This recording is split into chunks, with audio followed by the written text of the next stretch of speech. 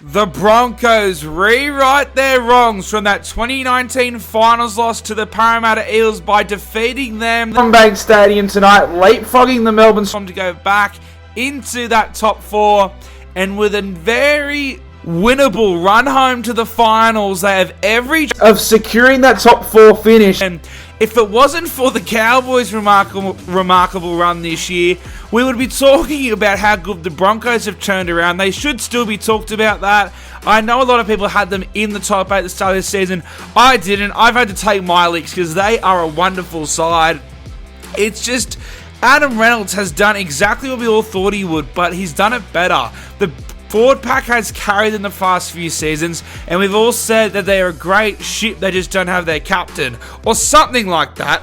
That didn't really make sense when I just said it, but we all know what people have been saying. They need a driver. Adam Reynolds came in, and he's been that for him, but he's also helped a lot of outside backs. There's talk around, like Jordan Pierre had a great game. Like, you didn't even notice they were missing Selwyn Cobbo. That forward pack going up against the Eels, who many believe is one of the better forward packs in the competition, and they have been for the past few seasons now. They were terrific tonight, though, the Broncos.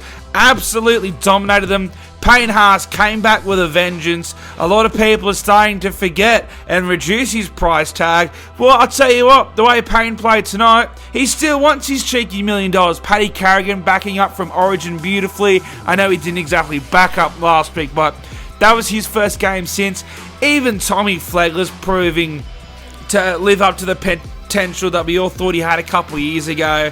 So, can the Broncos compete for a premiership? If it wasn't for the Penrith Panthers, then I definitely think so. Because at the end of the day, the forwards win your games, and their forward pack could be top 3 in the competition. And I think it probably could go toe-to-toe with anyone's, maybe just except Penrith. But the biggest story coming out of this game probably is around the Parramatta Eels, because we're at that period, we're at that point of the season where they have really struggled the past few years. Although they sort of turned it around when they hit the finals last year, this time last year was when the Eels suffered big losses to I think they suffered a narrow one to the Rays, and they suffered really big losses to both Manly and the Roosters. We're coming into that period in front of their home crowd in such a big game. Para really need that top 4, because if they don't win the comp this year, it's probably going to be another couple of years while they have to rebuild before they can win it again. So it'll be interesting to see what happens with them. Is it happening again? Will they play Penrith next week? If they can knock off Penrith, I think we can ride off this happening to the Eels again, but they do have a fairly difficult run home.